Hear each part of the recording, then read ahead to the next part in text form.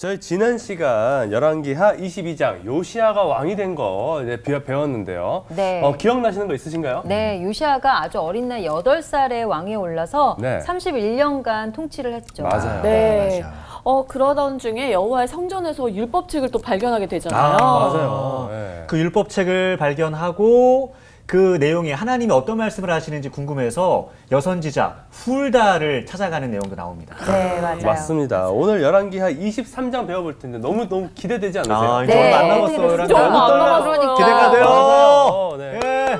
23장. 요시야.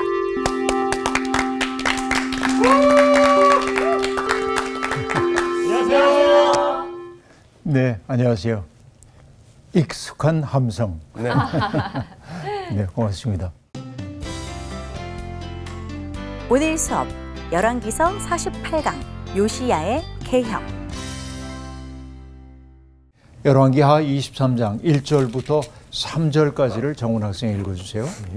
왕이 보내 유다와 예루살렘의 모든 장로를 자기에게로 모으고 이에 왕이 여호와의 성전에 올라가매 유다 모든 사람과 예루살렘 주민과 제사장들과 선지자들과 모든 백성이 노소를 막론하고 다 왕과 함께 앉으라.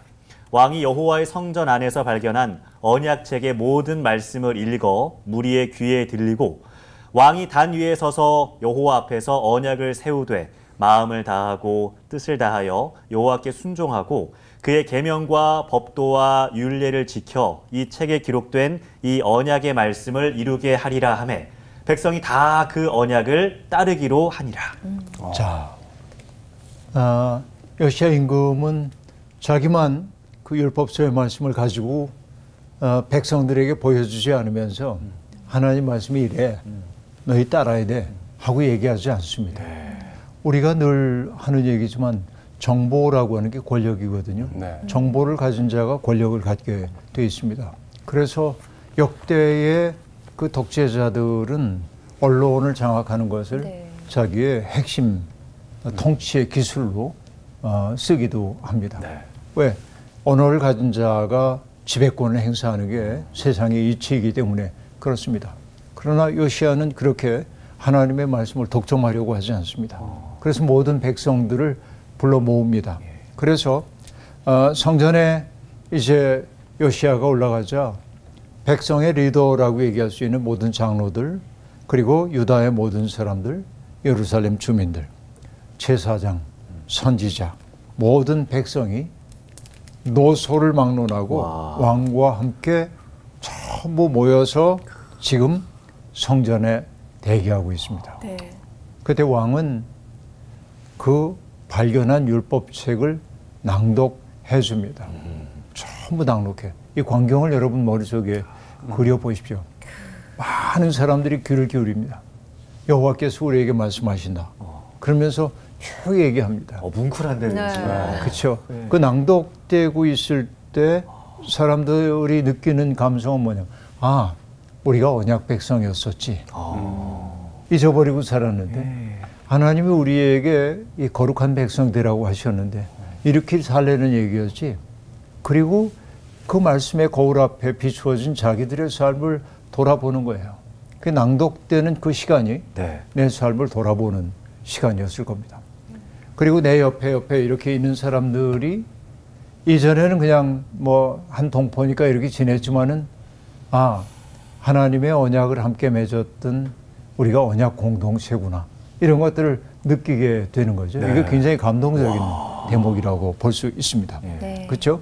그리고 왕이 서서 말하는 거죠. 네. 마음을 다하고 뜻을 다하여 여호와께 순종하고 그의 계명과 법도와 율례를 지켜 책에 기록된 언약의 말씀을 이루게 하라라고 공포합니다.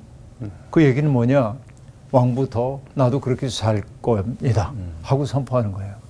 그러자 백성들도 전부 우리도 그렇게 살겠습니다. 동의를 했다고 얘기하고 있습니다. 네.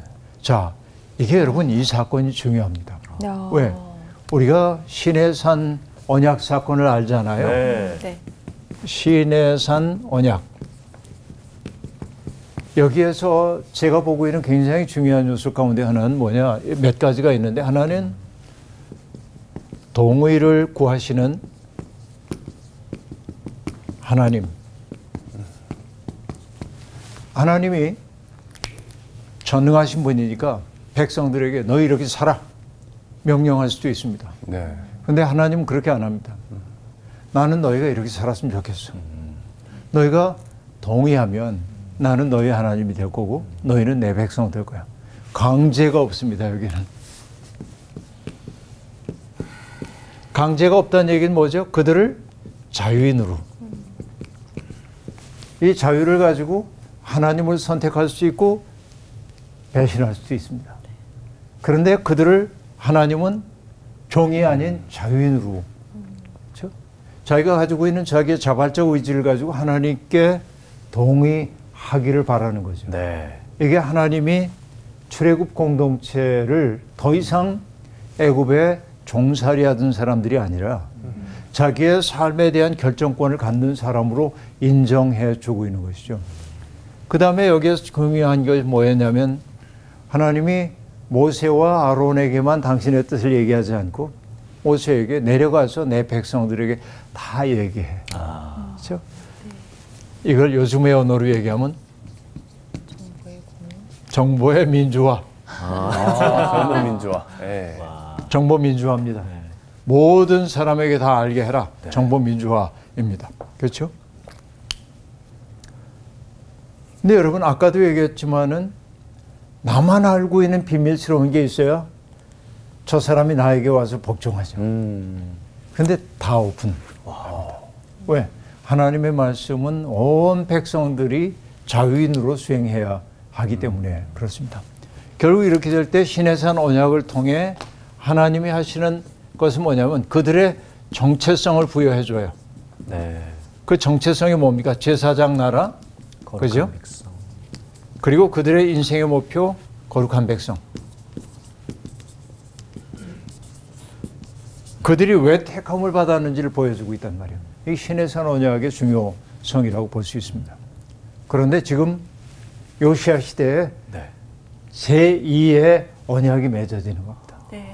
백성들 앞에 다 낭독함으로 정보를 공유했고 그리고 왕이 나는 이렇게 살 거야. 백성들이 어떻게 살 건지를 물었고 이렇게 살면 어떠자 다 동의했습니다. 그렇죠? 그것을 통해서 그들은 뭐냐면 새로운 나라로 새로운 정체성을 갖게 된 것이죠. 이제 요시야의 개혁이 매우 중요한 까닭이 바로 여기에 있다라고 하는 얘기입니다. 네. 근데 언약이라고 하는 것은 은총을 주는 것이기도 하지만은 언약을 지키지 않을 때는 늘 뭐도 있습니까? 심판도 있는 겁니다. 그러니까 언약이라고 하는 것은 양면성을 갖게 되는 겁니다. 말랑말랑한 얘기가 아닙니다. 내가 하나님의 뜻대로 산다고 했을 때 내가 그 뜻대로 살게 될 때 하나님의 은총이 우리에게 찾아올 거고 그 언약을 어겼을 때는 하나님의 심판이 수행될 수밖에 없는 거죠. 이게 여전히 등장하고 있습니다. 그리고 나서 4절부터 나오는 얘기는 길게 전개가 되고 있는데 20절까지 굉장히 긴 개혁 조치를 하기 시작합니다. 네. 한마디로 뭐냐면 나라 구석구석에 쌓여있는 우상숭배의 흔적을 지우는 겁니다. 이게. 그렇죠? 대제사장 hil기야와 부제사장들 성전 문지기들에게 명령을 합니다. 그래서 바알, 아세라 그리고 1월 성신을 섬기는 데 필요했던 기명들, 그릇들을 전부 성전에서 내다가 키드론에 가서 불사르고 그 재를 베델로 가지고 가라. 그렇죠? 여러분 곳곳에 있었던 우상 섬기는 데 사용됐던 것들을 가져와서 불태웁니다. 네. 도처에서. 개혁의 불길이 타오르기 시작합니다. 이제 정화운동이죠. 네. 정풍운동이 벌어집니다. 그리고 그 유다의 왕들이 하나님의 복을 빌기 위해 곳곳에 세웠던 산당들이 있고 그 산당들에는 제사를 담당했던 제사장들이 있는데 그들을 다 폐하라. 그렇죠? 그러니까 여러분 제사장들은 곳곳에서 토호들과 손을 잡고 굉장한 특권을 누리고 있었을 텐데 그들의 모든 지위 박탈, 우상 숭배자들, 분향자들 그들을 폐하고 네. 그 다음에 므낫세 시대에 만들어졌었던 성전에 세웠던 아세라 상을 내다가 기드론 시내에 가서 불사르고 그것을 빻아서 가루로 만들어서 그거를 평민의 묘지에 뿌림으로 아세라가 거름에 불과하다. 무력한 이런 것들을 가시적으로 보여주라는 처치를 하게 됩니다. 그리고 정말 가공할 일입니다마는 성전에 남창의 집이 있었다. 그렇게 얘기를 하고 있는데 왜냐하면 이게 바알 종교와도 관련되는 것이라고 볼 수 있겠는데 바알 신학에서는 바알 신이 이 땅과 결합을 해야만 땅이 공물을 낸다고 생각하기 때문에 그것을 성적 행위로 봤던 거고 그 신전에는 신전 장기들이 있었어요. 여성도 있고 남성도 있고 그런 제의적 성행위를 하곤 했단 말이죠. 그런 게 예루살렘에도 있었다는 게 끔찍한 일인데 이 모든 것들을 그 남창의 집을 허물고 그리고 여인들이 아세라 숭배에 사용하기 위해 천을 짜는 집이 있었는데 그런 집들도 다 허물고 완전한 정화가 일어나게 됩니다. 그 다음에 유다의 모든 성읍에 곳곳에 퍼져 있었던 제사장들을 예루살렘으로 다 불러들입니다. 그건 뭡니까? 예루살렘 성전을 중심으로 예배를 드리 제의의 중심을 확고하게 하겠다는 것입니다. 동시에 그들이 지방의 토호들과 손을 잡고 특권을 누리던 특권을 박탈함으로 그들을 왕의 감시하에 두려고 하는 조치임을 알 수 있습니다. 그리고 게바에서부터 브엘세바에 이르기까지 제사장들이 제사하던 산당들을 다 부정하게 만들었다. 그리고 산당의 제사장들은 다 죽인 건 아니지만 왜냐하면 그들도 여호와를 섬기는 사람이었기 때문에 예루살렘으로 불러들이되 성전에서 제사를 드리지는 못하게 하되 그들의 과거의 죄 때문에 그러나 누룩이 들지 않은 제사장의 음식은 먹도록 허용해 주었다. 이제 그런 얘기가 쭉 나오고 있습니다. 그 다음에 흰논의 아들 골짜기 그곳은 자식들을 불사르기도 한 곳인데 거기를 더럽게 하고 그리고 몰록에게 바치기 위해 자식을 드리는 일을 일체 금지시키기도 하고 그리고 유다 왕들이 주님의 성전 어기와 넷이 아단 멜렉의 집 옆에 있는 태양신을 섬기기 위해 만들었던 말의 동상과 태양 수레를 불태워버렸다. 무슨 얘기냐면 여러분 사람들이 해가 동쪽에서 서쪽으로 이렇게 떴다 지죠. 이건 이제 우리가 지구를 중심으로 볼 때 그렇다는 얘기고 어쨌든 동쪽에서 서쪽까지 갔는데 사람들은 뭘 생각하냐면 태양이 수레에 담겨가지고 말이 끄는 마차를 타고 이렇게 가는 거를 형상화하는 거야. 그러니까 그런 태양 수레를 끄는 말의 동상 이런 것들이 있고 그거는 미학적으로 봐도 꽤 근사해 보였을 가능성이 있습니다. 그렇죠. 그런데 그 모든 것들을 다 불태웠다. 완전 정화정치입니다. 그리고 유다의 여러 왕이 아하스의 다락지붕에 세운 제단들, 므낫세가 여호와의 성전 마당에 세운 제단들 헐고 빻고 그 가루를 기드온 시내에 버리고 예루살렘 정면에 있는 멸망의 산, 여러분이 멸망의 산이 뭐냐면 우리가 감람산 알잖아요. 올리브산. 주님이 기도하셨던 그 감람산이 영광스러운 산인데 우상들로 인하여 사람들에게 멸칭으로 불려진 게 멸망의 산입니다. 슬프죠. 동일한 장소가 어떻게 사용되느냐에 따라서 멸망의 산이 될 수 있고 생명의 산이 될 수 있는데 거기에 지었던 산당들을 다 더럽게 했습니다. 어쨌든 이건 솔로몬이 밀곰신을 섬기기 위해 세웠던 곳인데 이거 다 허물었다고 얘기하고 있습니다. 석상들을 깨뜨리고 목상들은 토막토막 자르고 죽은 사람의 뼈로 그곳을 채우기도 하고 여로보암이 베델에 세운 제단과 산당을 헐고 불사르고 빻아 가루를 만들고 여러분 이게 지금 제가 말로 하고 있는데 낭독된다고 생각해 보세요.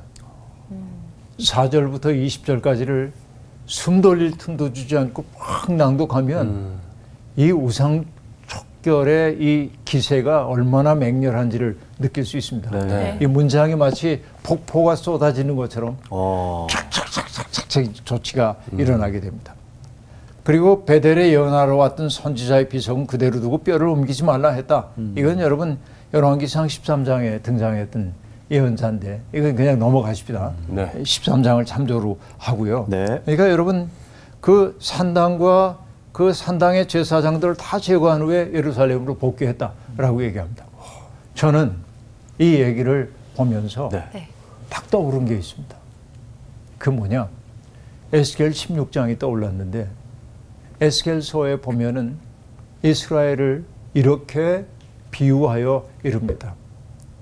자, 하나님과 이스라엘이 처음 만났을 때의 모습을 이렇게 얘기합니다.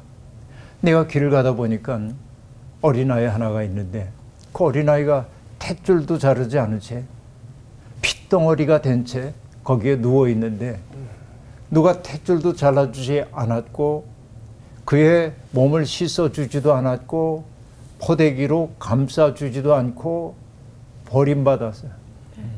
그 지나가다가 너무 딱해서 그 아이를 데리고 탯줄도 잘라주고 그리고 피도 닦아주고 그리고 포대기로 감싸주면서 뭐라고 얘기하냐면 핏덩어리를 망정 사람한다오. 그러면서 이 아이를 사랑으로 돌봤다는 거예요. 이게 하나님이 이스라엘을 어떻게 대하셨는지.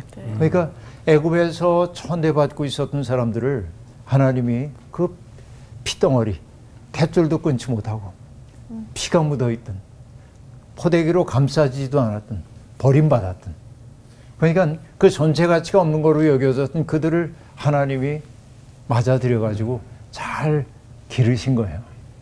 그래서 어지간히 세월이 흘러가니까 얘가 아름다워지기 시작했어요. 이렇게 아름다워집니다.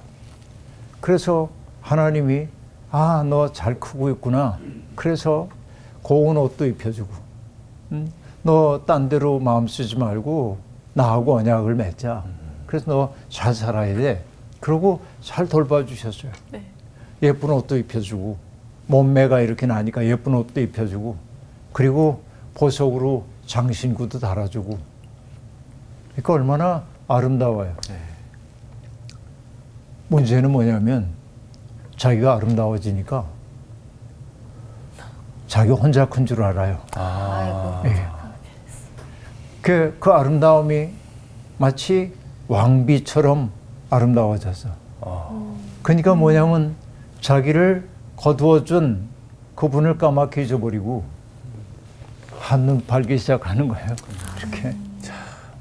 그래서 정부들을 따라갑니다.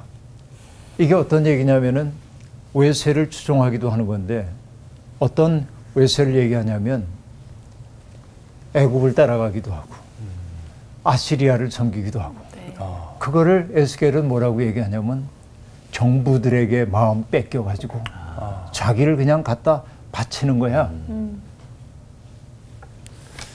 이게 하나님과 혼인 관계를 맺은 이스라엘이 이런 일을 하고 있는 게 너무 이제 가슴이 아픈 겁니다.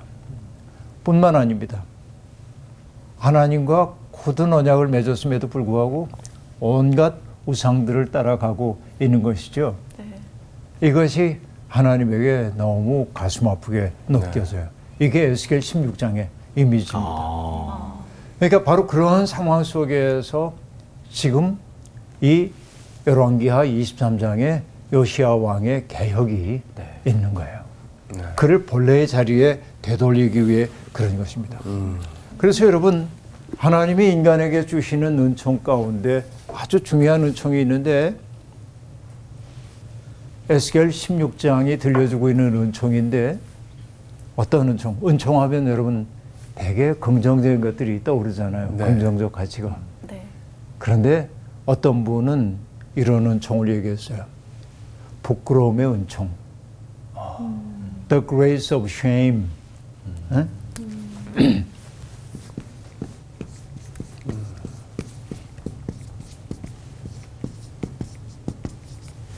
부끄러움의 은총. 이게 뭐냐? 내 삶이 참 부끄럽다. 이게 뭐냐? 내가 어쩌다 이렇게 됐지? 내 마음씀이 어째 요 모양이야? 그렇죠? 이 부끄러움의 은총을 받았던 게 누구냐면 베드로입니다. 아까 얘기한 대로 통곡했잖아요. 네. 제 누추한 모습을 봤잖아요. 네. 자기가 얼마나 형편없이 연약한 줄을 보게 됐잖아요. 이런 겁니다. 요시야도 그렇습니다. 하나님 앞에서 통곡했잖아요. 그 눈물이라고 하는 게 우리가 지난주에 얘기했었죠. 눈물을 주소서라고 얘기했는데 바로 이게 부끄러움의 은총이에요. shame. The grace of shame. 이렇게 얘기합니다. 부끄러움의 은총. 하나님의 은혜가 우리에게 올 때 우리가 맨 먼저 깨닫게 되는 게 뭐냐면 내가 부끄럽다. 내가 어떻게 이렇게 살았지? 내가 더럽구나. 내가 오물덩이 같이 살아왔네. 이걸 알게 되는 거야. 근데 내가 그렇게 부끄러워하고 있는데 하나님은 날 더럽다 버리지 아니하시고 네 마음의 아픔을 내가 안다. 그러고 감싸 안아주시고 새롭게 시작할 수 있어. 기회를 주시잖아요. 이게 하나님의 은혜죠. 하나님의 은혜는 이렇게 시작이 되는 거이죠. 네. 그렇습니다. 여러분, 그 함석헌 선생님의 님이 오신다라고 하는 시를 제가 머릿속에 늘 떠올리곤 하는데 시는 이렇게 시작됩니다. 님이 오신단다. 자, 님이 와요. 네. 여기서 여러분 님을 하나님으로 생각할 수 있는데 네. 그러니까 다른 님 떠올려도 괜찮은데 우리 하나님이라고 하십시다. 님이 오신단다. 그러니까 정말 귀한 님이 오시니까 어떤 마음이냐면 길을 닦아 예비하자. 길 닦아 오시자. 내 집에 오시는 님을 날 보러 오시는 님을 그저 어찌 맞느냐. 그러니까 높은 것은 좀 낮추고 우물어진 것은 돋우고 굽은 길은 좀 곧게 만들고 지저분한 것들은 다 치워 님이 오실 때 바로 오실 수 있게 불편함 없이 오시도록 하자. 마음은 그랬어요. 그런데 님을 기다린다면서 그저 잤구나. 잠들어 버렸어요. 그게 어떻게 보니까 이것저것 온 방에 더러운 것 투성이에요. 허투루 늘어놓아서 앉으실 곳도 없어. 님이 오셔도. 그래서 어서 모셔야 할 님. 더러운 길에 왜 더듬게 하며 맑고도 거룩하신 그의 몸을 해뜨린 이석에 어찌 맞을고. 내 마음 급해. 님이 지금 곧 오실 텐데 네. 더러운 거 내가 어떻게 치워볼 방법이 없어요.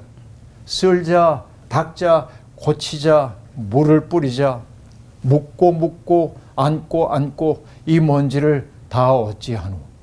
언제 이것을 다 아름답게 하지? 그런데 님이 앉으셔야 할 자리에는 웬 때가 이리도 많고 천장에 거미줄은 또 왜 저렇게 많은지 저건 언제 치우지? 내가 이렇게 더러운지는 난 몰랐지. 님이 오신다고 해서 둘러보니 내가 이러고 살았네. 이 더러워. 뜰에는 뭐가 저리도 많아. 발도 옮겨놓을 곳이 없고 앞길에는 돌이 드러나고 다리는 무너졌고 이거 어떻게 해야 님을 맞이하는 거예요? 여러분, 이게 우리의 마음 아니겠습니까? 네. 이게 우리의 삶의 모습 아닙니까? 그런데 저는 시를 여기까지만 인용하지만 그 시의 뒷부분은 이렇습니다. 걱정 말아라.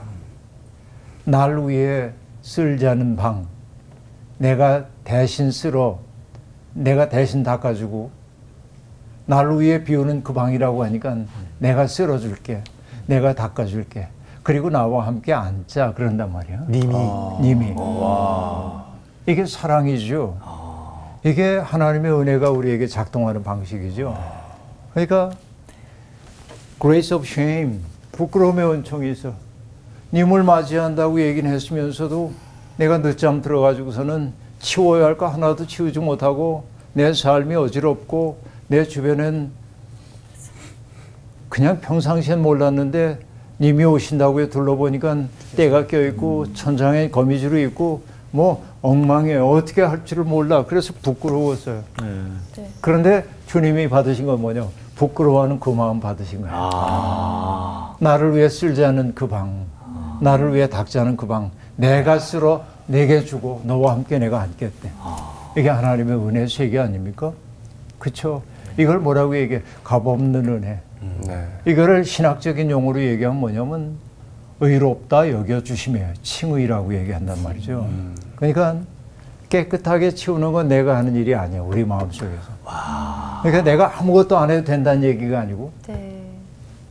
님을 맞이하고 싶은 마음속에 열망이 있을 때 부끄러움과 나로서는 어떻게 해볼 수 없는 절망 속에 있을 때 하나님의 은혜가 우리 속에 들어오게 되더라 하는 얘기죠. 이게 참 귀한 얘기라고 볼 수 있겠습니다. 저는 그래서 하나님의 은혜에 대한 생각을 할 때마다 이게 떠올라요.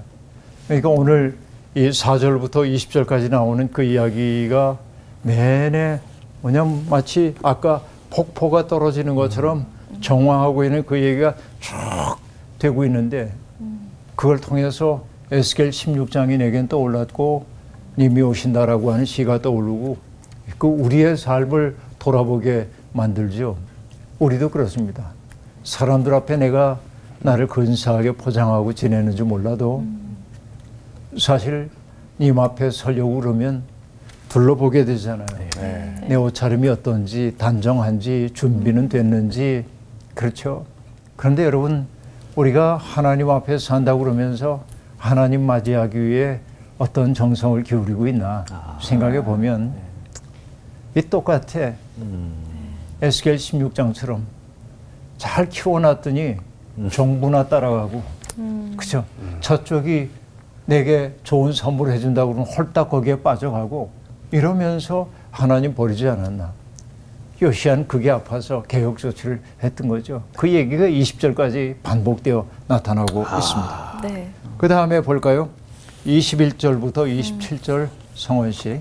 왕이 뭇 백성에게 명령하여 이르되 이 언약책에 기록된 대로 너희의 하나님 여호와를 위하여 유월절을 지키라 하매 사사가 이스라엘을 다스리던 시대부터 이스라엘 여러 왕의 시대와 유다 여러 왕의 시대에 이렇게 유월절을 지킨 일이 없었더니 요시야 왕 18째 해 예루살렘에서 여호와 앞에 이 유월절을 지켰더라.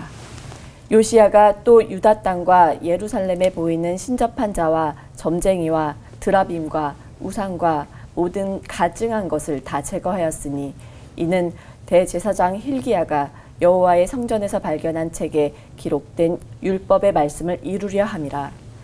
요시야와 같이 마음을 다하며 뜻을 다하며 힘을 다하여 모세의 모든 율법을 따라 여호와께로 돌이킨 왕은 요시야 전에도 없었고 후에도 그와 같은 자가 없었더라. 그러나 여호와께서 유다를 향하여 내리신 그 크게 타오르는 진노를 돌이키지 아니하셨으니 이는 므낫세가 여호와를 경노하게 한 그 모든 경노 때문이라. 여호와께서 이르시되 내가 이스라엘을 물리친 것 같이 유다도 내 앞에서 물리치며 내가 택한 이 성 예루살렘과 내 이름을 거기에 두리라 한 이 성전을 버리라 하셨더라. 네.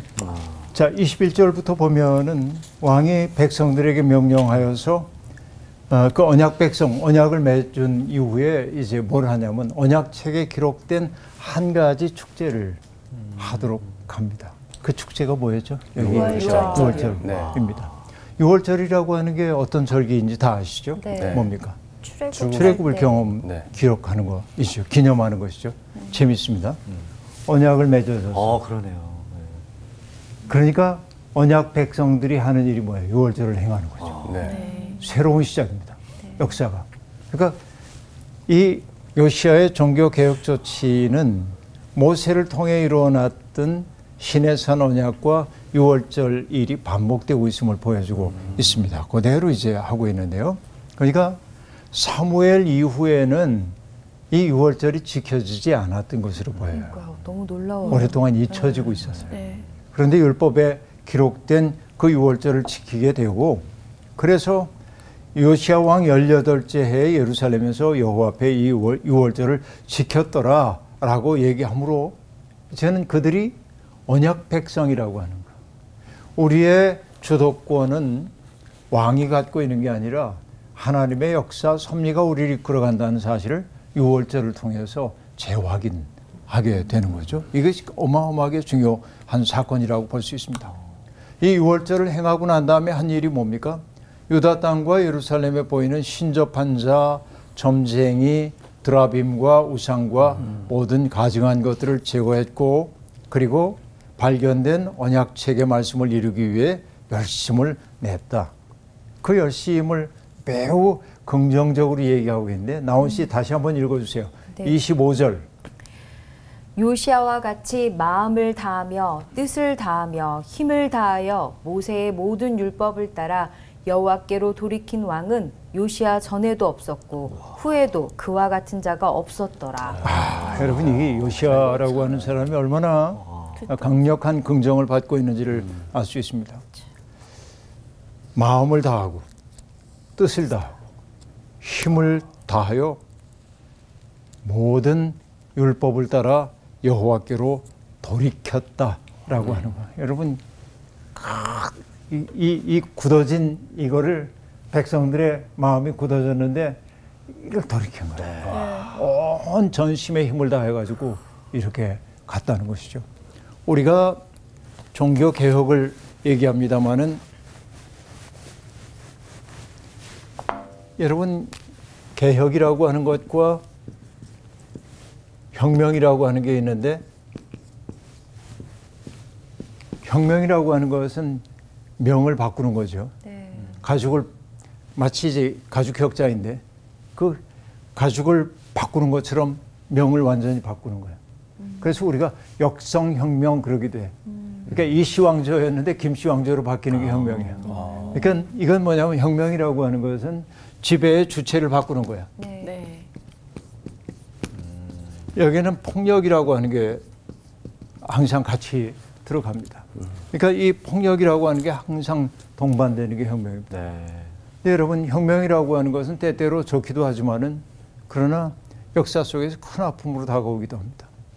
근데 개혁이라고 하는 건 뭐냐면 기존에 있던 것들을 다 부정하지 않으면서 그것을 조금 나은 방향으로 바꾸는 거예요. 근데 어떤 때는 혁명보다 개혁이 더 힘들어. 이게 살다 보면. 그래서 우리가 인생의 목표로 삼아야 될 게 뭐냐면 철저한 개혁이라는 게 힘들다고 사람들은 어차피 안 돼. 손을 놔요. 근데 우리는 여러분 큰 바위가 있어요.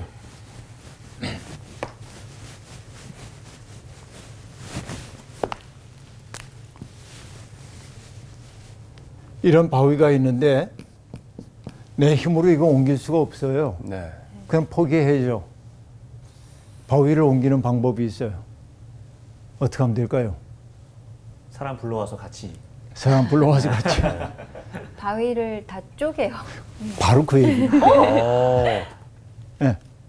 이거는 제가 한 얘기가 아니고 그 쿤츠라고 하는 소설가의 소설 속에 하는 얘기이기도 합니다.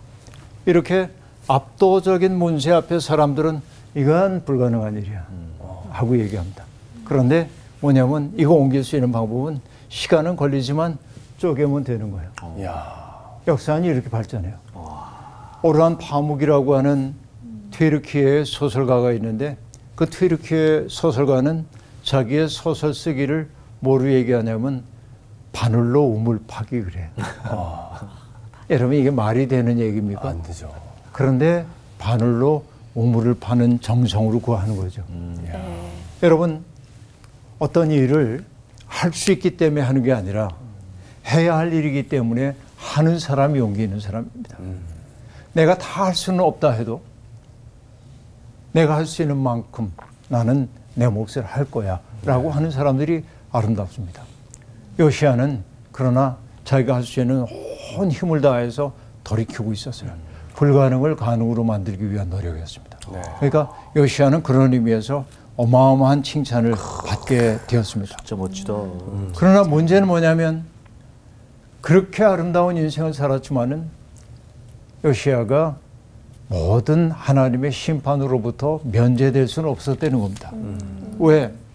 유다를 향한 하나님의 진노는 누적되어 왔고 이게 므낫세 때로부터 저질렀던 죄이고 그래서 하나님은 이스라엘을 아수르에게 맡겨 심판했던 것처럼 유다도 내 앞에서 물리칠 것이다. 내가 택한 이 성 예루살렘과 내 이름을 거기에 두리라 한 이 성전을 버리리라 라고 말합니다. 여러분, 이 대목이 정말 두려운 겁니다. 우리는 내가 하나님 믿는 사람이니까, 내가 교회 다니니까, 내가 기독교인이니까 괜찮을 거야 라고 말하지만 하나님은 성전까지도 버리리라 얘기합니다. 제 역할을 하지 못할 때. 네. 그러니까 예수님도 똑같은 말씀하셨습니다. 속으로 아브라함이 우리 조상이라고 생각하지 말아라. 내가 너희에게 이르노니 하나님이 능히 이 돌들로도 아브라함의 자손이 되게 하시리라 라고 얘기했습니다. 요시야의 마지막 볼까요? 28절부터 30절 공예시. 네. 요시야의 남은 사적과 행한 모든 일은 유다 왕 역대 지략에 기록되지 아니하였느냐. 요시야 당시에 애굽의 왕 바로 느고가 아수르 왕을 치고자 하여 유브라데 강으로 올라가므로 요시야 왕이 맞서 나가더니 애굽 왕이 요시야를 무깃도에서 만났을 때 죽인지라. 신복들이 그의 시체를 병거에 싣고 무깃도에서 예루살렘으로 돌아와 그의 무덤에 장사하니 백성들이 요시야의 아들 여호와하스를 데려다가 그에게 기름을 붓고 그의 아버지를 대신하여 왕으로 삼았더라. 네, 그 다음에 이제 요시야의 남은 사적 얘기를 하고 있는데 요시야의 죽음에 대한 이야기가 짤막하게 얘기되고 있습니다. 네. 애굽 왕 바로 느고가 아수르 왕을 치고자 이제 그렇게 29절에 얘기했죠. 네. 그러니까 아수르를 공격하기 위한 것처럼 얘기되고 있습니다. 근데 새 번역은 정반대로 번역을 합니다. 공동 번역도 그렇고 아수르 왕을 도우려고 라고 말합니다. 이게 역사에 부합될 겁니다. 네. 왜냐하면 신흥 강대국 바벨론이 점점 세력을 키워가면서 아시리아를 압박하고 있었습니다. 그러자 아시리아가 애굽에게 도와달라고. 그래서 이 바벨론이 올라오게 되면 결국 너도 압박을 당할 거다. 그래서 도와줘. 그래서 애굽 군대가 아시리아를 도와서 바벨론의 그 서진 정책을 막기 위해 올라가고 있었습니다. 그런데 아시리아는 북왕국 이스라엘을 멸망시킨 나라여서 남왕국도 그다지 좋은 마음은 아닙니다. 그래서 바로 느고의 그 가는 길을 막으러 왕이 출병한 겁니다. 그것이 바로 무깃도라고 하는 곳이고 그 무깃도라고 하는 것이 아마겟돈과 관련이 되는 장소인데 그곳에서 바로 느고의 군대와 맞서 싸우다가 요시야는 거기에서 장렬하게 전사하고 맙니다. 그러니까 개혁왕 이 요시야가 정말 뜻밖의 그렇게 죽임을 당하게 되는데요. 어떻게 보면 비극적인 죽음일 수 있습니다. 그러나 우리가 봤던 것처럼 요시야에게 평안한 죽음을 하나님이 말씀하셨는데 그 평안함은 잠자리에서 자듯 죽는 것을 얘기하는 게 아니라 나라의 멸망을 보지 않는 것도 평안함이기도 하지요. 그러니까 이렇게 요시야가 세상을 떠나게 되므로 신하들이 그의 시신을 메우다가 장례를 치렀고 그의 아들인 여호와스를 왕으로 삼았더라라고 얘기하므로 이제 마침내 유다의 마지막 임금의 시대로 돌입하게 되는 이야기가 등장하고 있습니다. 네. 이 요시야의 개혁 조치를 바라보면서 앞서도 얘기했던 것처럼 에스겔 16장 피덩어리를 망정 살아남아라 하고 애정을 보여줬는데 자기 혼자 큰 줄 알고 배신하고 버리고 우상들 따라가고 이것이 하나님의 마음을 얼마나 아프게 만들었는지. 그러니까 하나님이 그들을 꾸짖는 까닭은 결국은 부끄러움에 은총을 주시는 거고 돌이킬 수 있도록 하기 위함이었고 그러니까 여기 요시야 임금은 바로 통곡함으로 하나님을 향하여 백성들을 이끌고 가려고 했던 것임을 볼 수 있습니다. 우리의 마음도 하나님께로 돌이켜져야 하겠죠. 그래야 정화되리라고 생각합니다.